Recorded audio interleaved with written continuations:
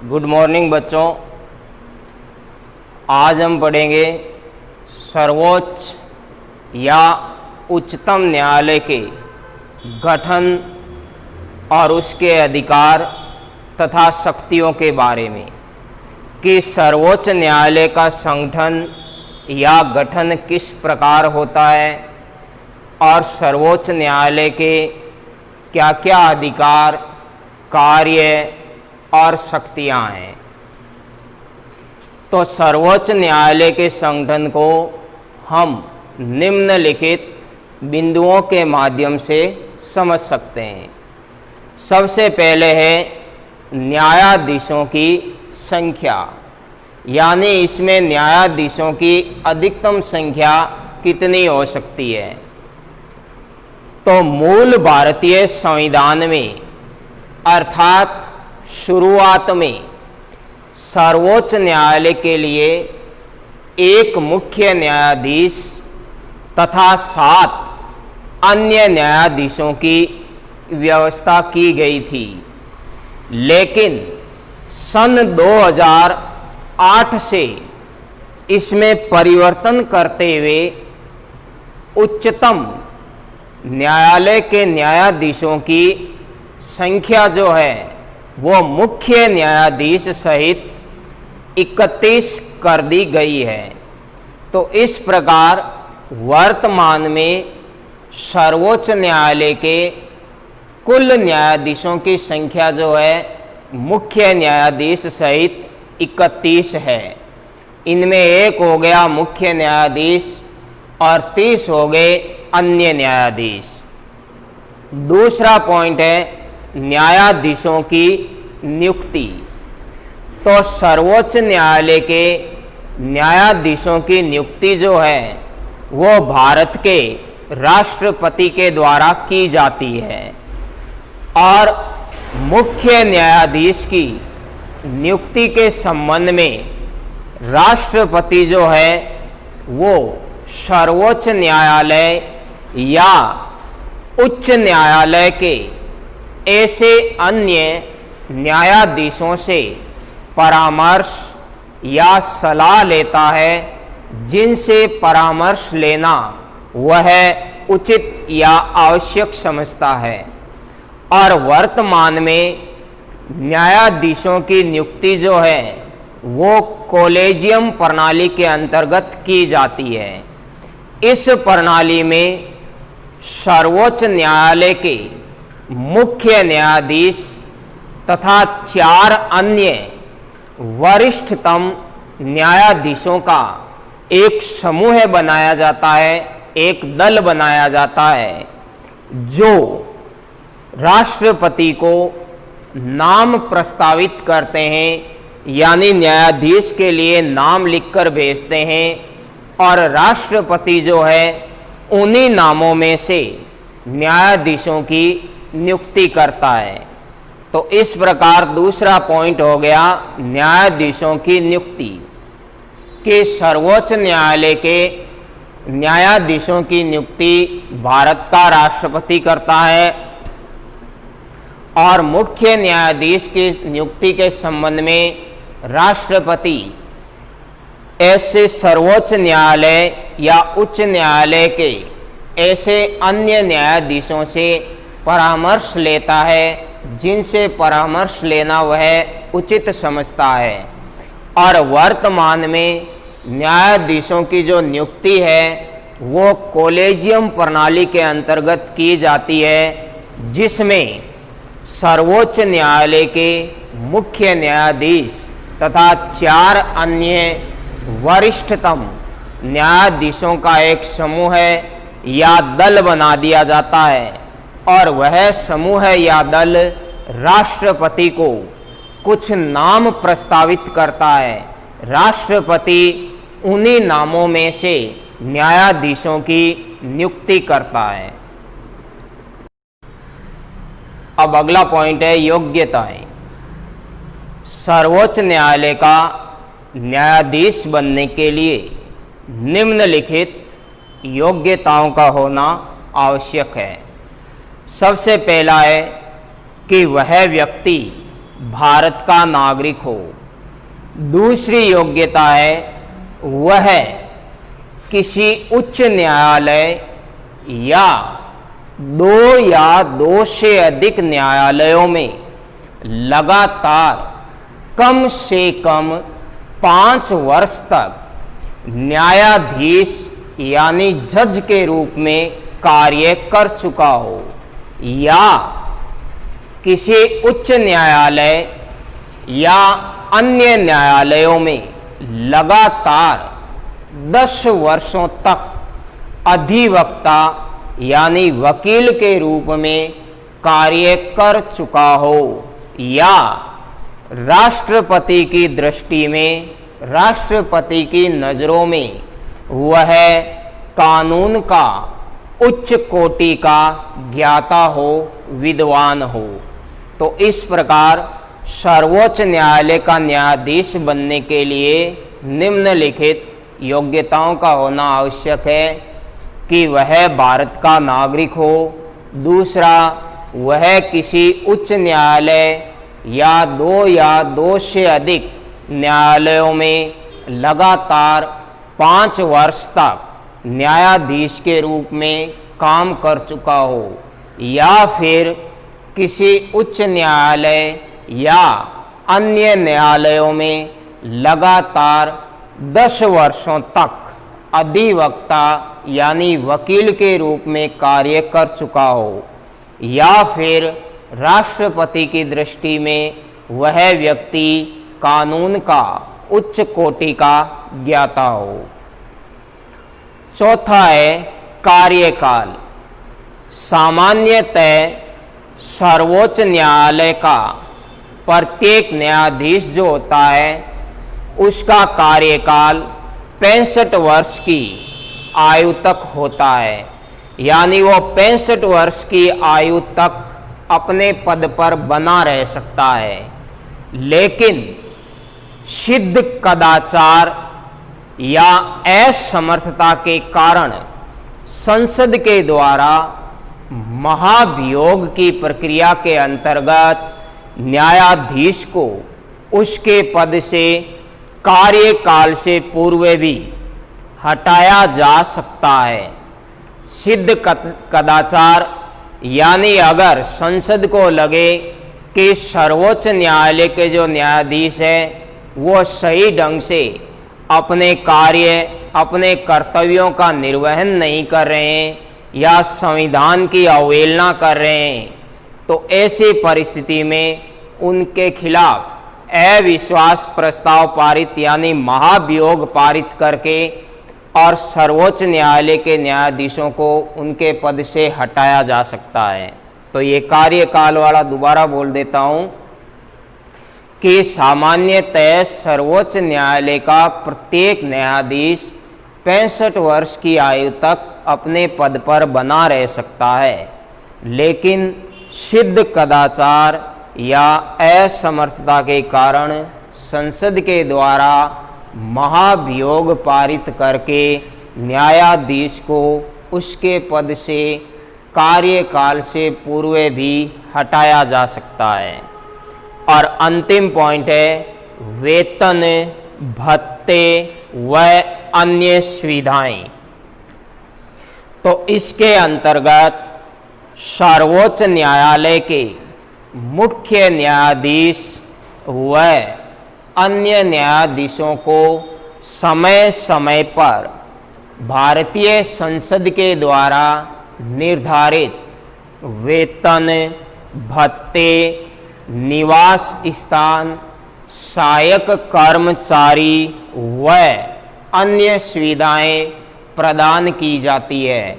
वर्तमान में सर्वोच्च न्यायालय के मुख्य न्यायाधीश का वेतन 1 लाख रुपए और अन्य न्यायाधीशों का जो वेतन है वो 90,000 रुपये है। तो इस प्रकार सर्वोच्च न्यायालय के न्यायाधीशों को ये वेतन, भत्ते और अन्य सुविधाएं भी समय समय पर प्रदान की जाती है। अब बारी है सर्वोच्च न्यायालय के कार्यों, क्षेत्राधिकार एवं शक्तियों की। कि भारतीय संविधान द्वारा सर्वोच्च न्यायालय को कौन कौन सी शक्तियां या कौन कौन से क्षेत्राधिकार प्रदान किए गए हैं। तो सर्वोच्च न्यायालय के क्षेत्राधिकार या शक्तियों को हम निम्नलिखित बिंदुओं के माध्यम से समझ सकते हैं। सबसे पहला है प्रारंभिक क्षेत्राधिकार। तो सर्वोच्च या उच्चतम न्यायालय के प्रारंभिक क्षेत्राधिकार को दो वर्गों में यानी दो भागों में बांटा गया है। एक पहला है प्रारंभिक एकमेव क्षेत्राधिकार और दूसरा है प्रारंभिक समवर्ती क्षेत्राधिकार। तो प्रारंभिक एकमेव क्षेत्राधिकार के अंतर्गत वे विषय आते हैं या वे विवाद आते हैं जिनकी सुनवाई केवल और केवल सर्वोच्च न्यायालय के द्वारा ही की जा सकती है। जैसे भारत सरकार तथा एक या एक से अधिक राज्यों के बीच उत्पन्न कोई भी विवाद, भारत सरकार संघ का कोई भी राज्य या राज्यों तथा एक या एक से अधिक राज्यों के बीच उत्पन्न कोई विवाद, दो या दो से अधिक राज्यों के बीच संवैधानिक विषयों के संबंध में उत्पन्न कोई भी विवाद। तो इस प्रकार ये प्रारंभिक एकमेव क्षेत्राधिकार। तो यहाँ आपके एक छोटा सा प्रश्न कि सर्वोच्च न्यायालय के प्रारंभिक एकमेव क्षेत्राधिकार को समझाइए। तो इसका ये इतना आपका उत्तर हो गया। थोड़ा दोबारा समझा देता हूं कि इसके अंतर्गत यानी सर्वोच्च न्यायालय के प्रारंभिक एकमेव क्षेत्राधिकार के अंतर्गत वे विषय या विवाद आते हैं जिनकी सुनवाई केवल और केवल सर्वोच्च न्यायालय में ही की जा सकती है। इसे प्रारंभिक क्षेत्राधिकार का ही दूसरा भाग प्रारंभिक समवर्ती क्षेत्राधिकार।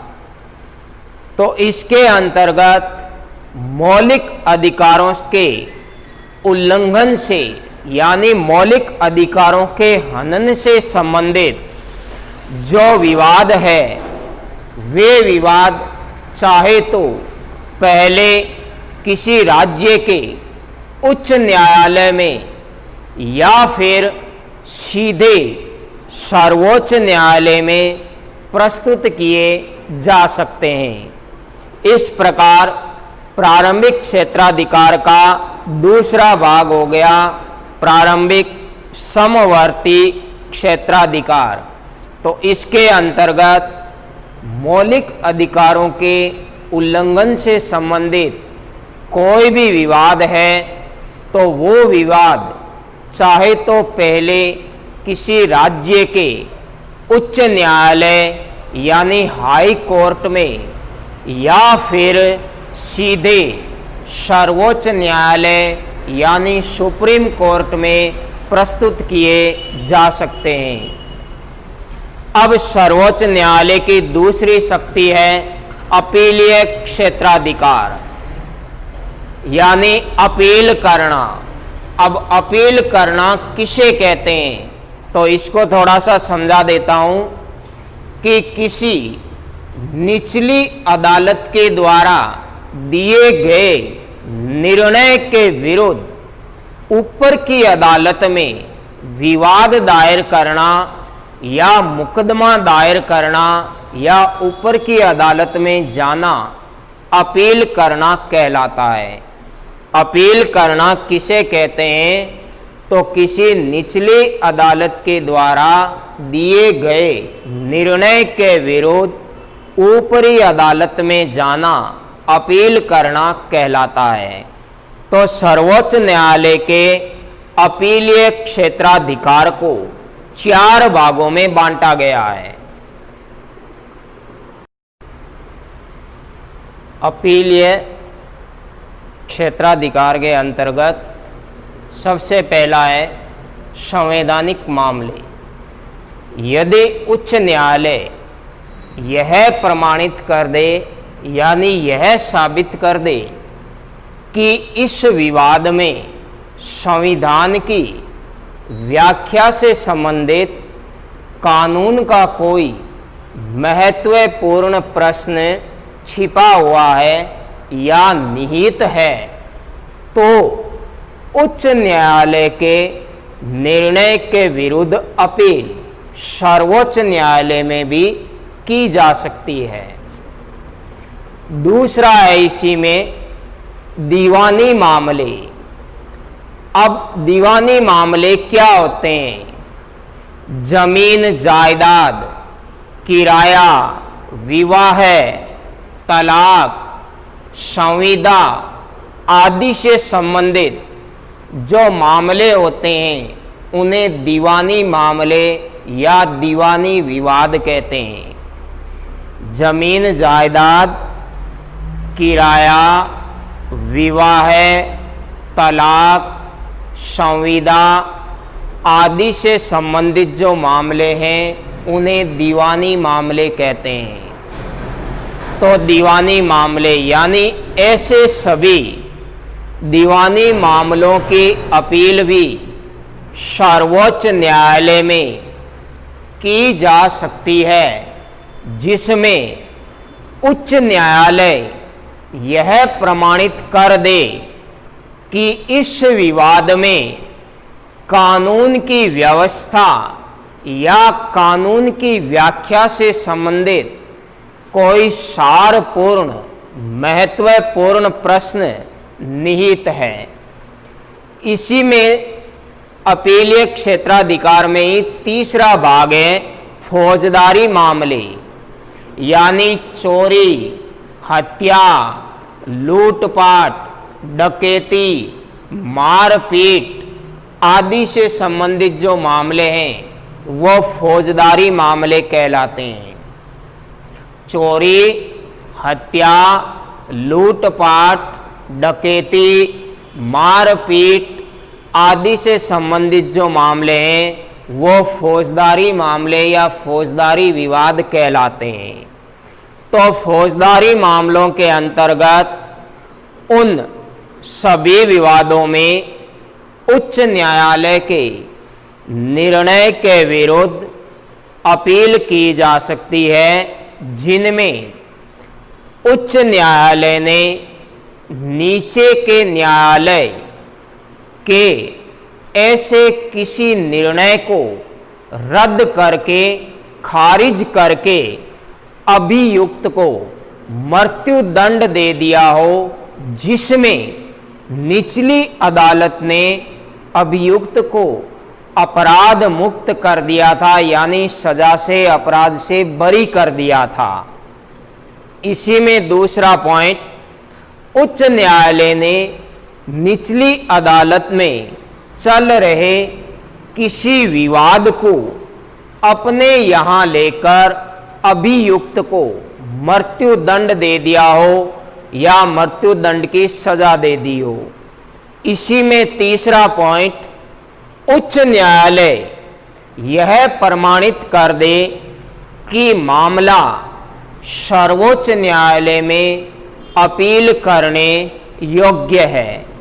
तो इस प्रकार ये हो गया फौजदारी मामले। अब इसी में चौथा भाग, अपीलीय क्षेत्राधिकार में चौथा भाग है विशिष्ट मामले।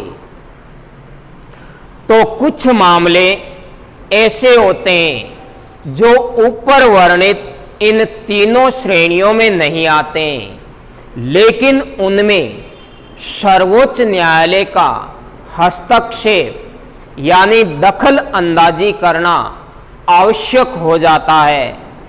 सैनिक न्यायालय को छोड़कर भारत के अन्य किसी भी न्यायालय के निर्णय के विरुद्ध सर्वोच्च न्यायालय अपील की अनुमति प्रदान कर सकता है। तो इस प्रकार ये 4 पॉइंट जो हैं वो सर्वोच्च न्यायालय के अपीलीय क्षेत्राधिकार के हो गए।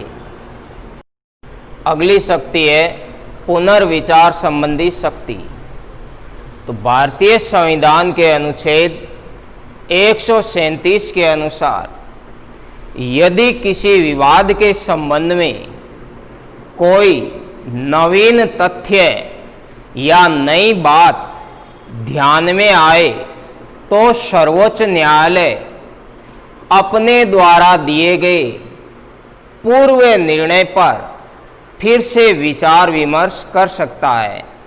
यानी सर्वोच्च न्यायालय ने जो पहले निर्णय दिया है किसी मामले में, उस मामले पर वो फिर से दोबारा विचार कर सकता है। तो ये हो गया पुनर्विचार संबंधी शक्ति। यानी किसी विवाद में, किसी विषय में कोई नवीन तथ्य या नवीन बात प्रकाश में आए, ध्यान में आए, तो सर्वोच्च न्यायालय अपने पूर्व वाले निर्णय पर या पहले दिए गए निर्णय पर फिर से विचार कर सकता है। अगली शक्ति है परामर्श संबंधी शक्ति। तो भारतीय संविधान के अनुच्छेद 143 के अनुसार यदि किसी भी समय राष्ट्रपति को ऐसा प्रतीत हो या ऐसा पता चले कि विधि या तथ्य संबंधी कोई ऐसा प्रश्न उत्पन्न हुआ है जो सार्वजनिक महत्व का है, तो राष्ट्रपति उस प्रश्न पर सर्वोच्च न्यायालय का परामर्श मांग सकता है और उस परामर्श को स्वीकार करना या अस्वीकार करना ये राष्ट्रपति के विवेक पर निर्भर करता है। तो चौथी शक्ति हो गई परामर्श संबंधी अधिकार। यानी भारतीय संविधान के अनुच्छेद 143 के अनुसार यदि किसी समय राष्ट्रपति को ऐसा प्रतीत हो कि विधि या तथ्य संबंधी ऐसा कोई प्रश्न उत्पन्न हुआ है जो सार्वजनिक महत्व का है, तो ऐसी परिस्थिति में राष्ट्रपति सर्वोच्च न्यायालय से परामर्श मांग सकता है, लेकिन उस परामर्श को स्वीकार करना या अस्वीकार करना राष्ट्रपति के विवेक पर निर्भर करता है। अगली शक्ति है अभिलेख न्यायालय।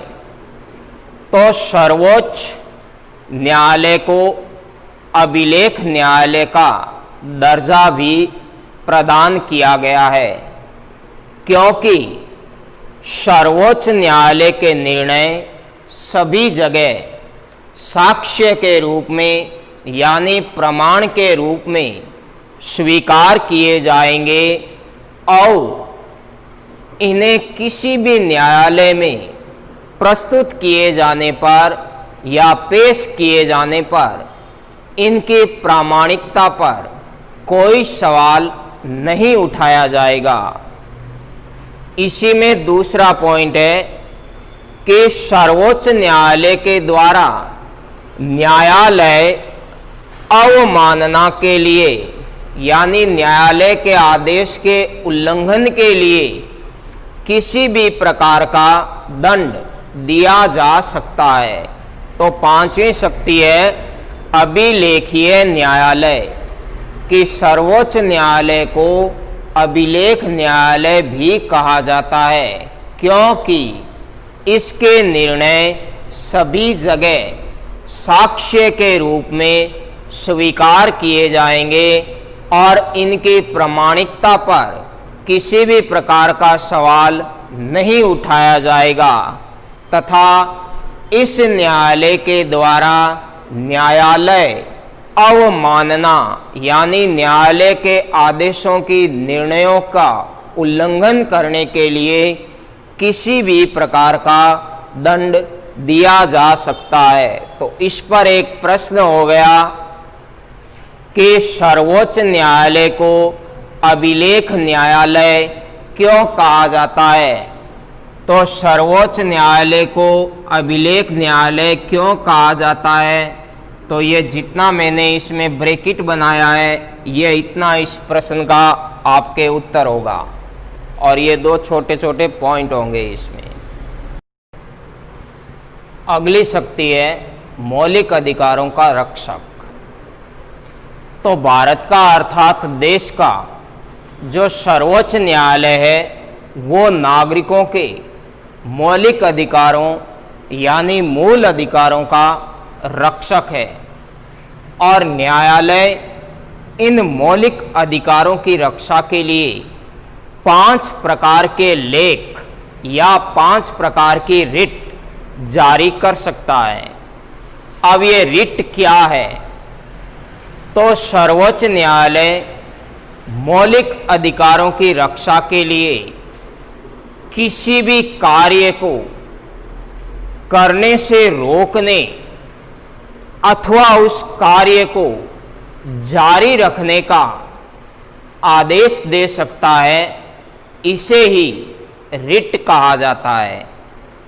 तो दोबारा बोल देता हूं कि रिट किसे कहते हैं, तो नागरिकों के मौलिक अधिकारों की रक्षा के लिए सर्वोच्च न्यायालय किसी भी कार्य को करने से रोकने अथवा जारी करने का आदेश दे सकता है, इसे ही रिट कहा जाता है।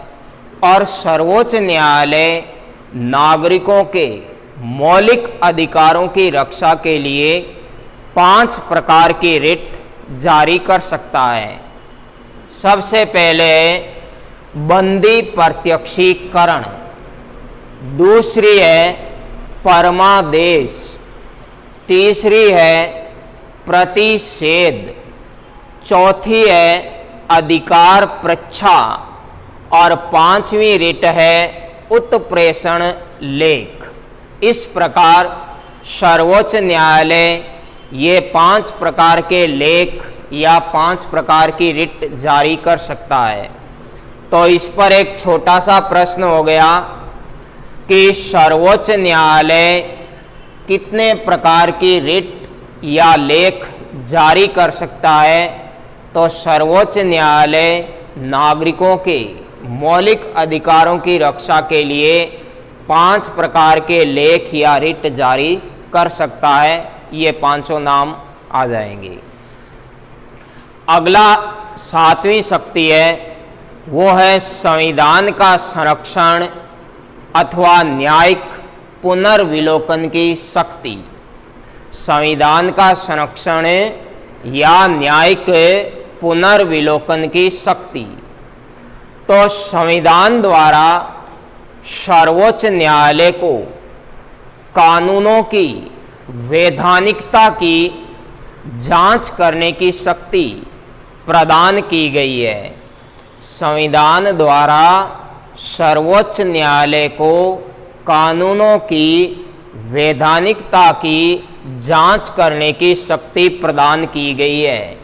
यदि संघीय संसद या राज्य विधानमंडल यानी यदि संसद या राज्य विधानमंडल संविधान का अतिक्रमण करते हैं यानी संविधान के नियमों की अनदेखी करते हैं या नागरिकों के मौलिक अधिकारों के विरुद्ध किसी भी प्रकार के कानून का निर्माण करते हैं, तो ऐसी विधि को या ऐसे कानून को सर्वोच्च न्यायालय जो है वो अवैधानिक घोषित कर सकता है यानी गैर कानूनी घोषित कर सकता है। सर्वोच्च न्यायालय की इसी शक्ति को न्यायिक पुनर्विलोकन की शक्ति कहा जाता है। तो ये सातवीं शक्ति दोबारा समझा देता हूं। न्यायिक पुनर्विलोकन की शक्ति या संविधान का संरक्षण, कि संविधान द्वारा सर्वोच्च न्यायालय को कानूनों की वैधानिकता की जांच करने की शक्ति प्रदान की गई है। यदि संघ सरकार या राज्य सरकार यानी संघीय संसद या राज्य विधानमंडल संविधान का अतिक्रमण करते हैं या संविधान के नियमों की अनदेखी करते हैं या नागरिकों के मौलिक अधिकारों के विरुद्ध विधि अथवा कानून का निर्माण करते हैं, तो ऐसी विधि को या ऐसे कानून को सर्वोच्च न्यायालय अवैधानिक घोषित कर सकता है। सर्वोच्च न्यायालय की इसी शक्ति को न्यायिक पुनर्विलोकन की शक्ति कहा जाता है। तो यहाँ पर भी एक प्रश्न हो गया कि सर्वोच्च न्यायालय की न्यायिक पुनर्विलोकन की शक्ति को समझाइए। तो ये इतना इसका उत्तर हो जाएगा कि इसे सर्वोच्च न्यायालय की न्यायिक पुनर्विलोकन की शक्ति कहा जाता है।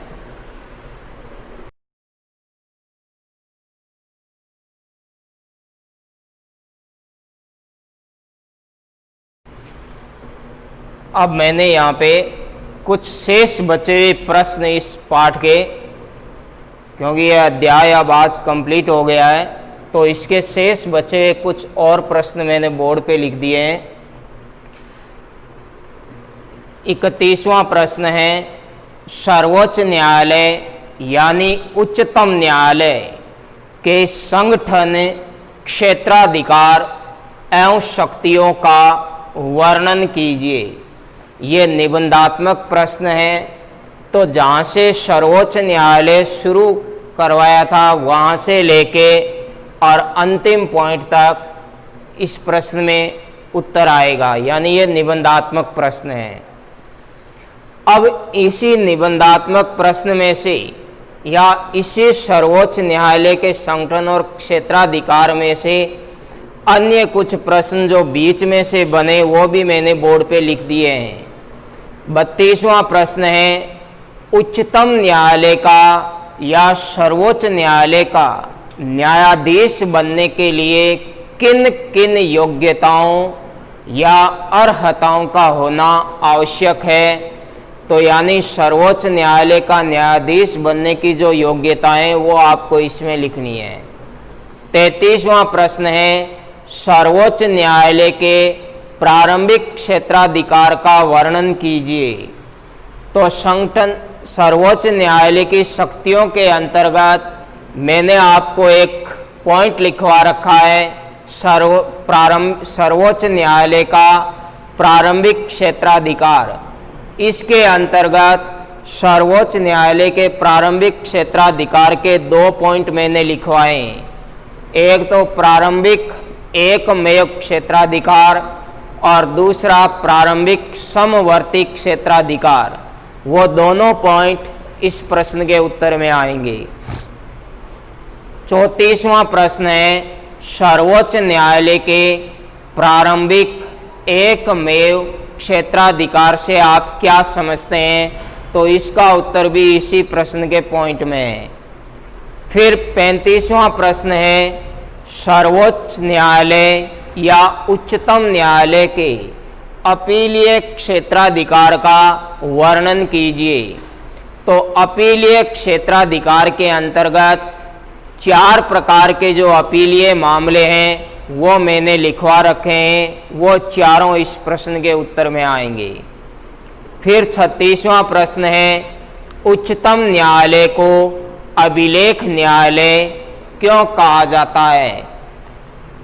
तो इसका उत्तर भी सर्वोच्च न्यायालय के क्षेत्राधिकार एवं शक्तियों वाले पॉइंट में जिसमें मैंने लिखाया है अभिलेख न्यायालय, वो इसमें पूरा पॉइंट आ जाएगा उत्तर में। फिर अगला 37वां प्रश्न है, कि उच्चतम न्यायालय द्वारा कितने प्रकार के लेख या कितने प्रकार की रिट जारी की जा सकती है, तो ये भी मैंने आपको एक पॉइंट लिखवा रखा है। उस पॉइंट में मैंने आपको ये 5 प्रकार की रिट लिखवाई है, वो 5 रिटों के नाम लिखने हैं आपको। और 38वां प्रश्न है, उच्चतम न्यायालय या सर्वोच्च न्यायालय की न्यायिक पुनर्विलोकन की शक्ति को स्पष्ट कीजिए। तो सर्वोच्च न्यायालय की शक्तियों का जो अंतिम पॉइंट है न्यायिक पुनर्विलोकन की शक्ति, वो पूरे पॉइंट का पैराग्राफ इस प्रश्न का उत्तर होगा। तो बच्चों, अपने ये पाठ आज पूरा समाप्त हो चुका है और जितने भी इसमें संभावित प्रश्न बने वो मैंने बोर्ड पे लिख दिए हैं। इसके अलावा कुछ प्रश्न आपकी पाठ्य पुस्तक में भी है, उसमें से अधिकांश प्रश्न जो है वो मैंने इन प्रश्नों में शामिल कर लिए हैं। फिर भी कोई 2-4 प्रश्न जो मैं बोर्ड पे इनमें शामिल नहीं कर पाया हूँ, उन सभी प्रश्नों के उत्तर आपको जितना भी मैंने समझा के लिखवाया है उसके अंदर आराम से ध्यानपूर्वक पढ़ के समझना। शेष बचे जो पाठ्य पुस्तक के प्रश्न हैं उनके उत्तर आपको इन्हीं पॉइंटों में मिल जाएंगे। तो शेष अगर कोई 2-4 प्रश्न बच गए लिखने से, तो वो आप पुस्तक में देख के और यहाँ से समझ के और आसानी से लिख लेना।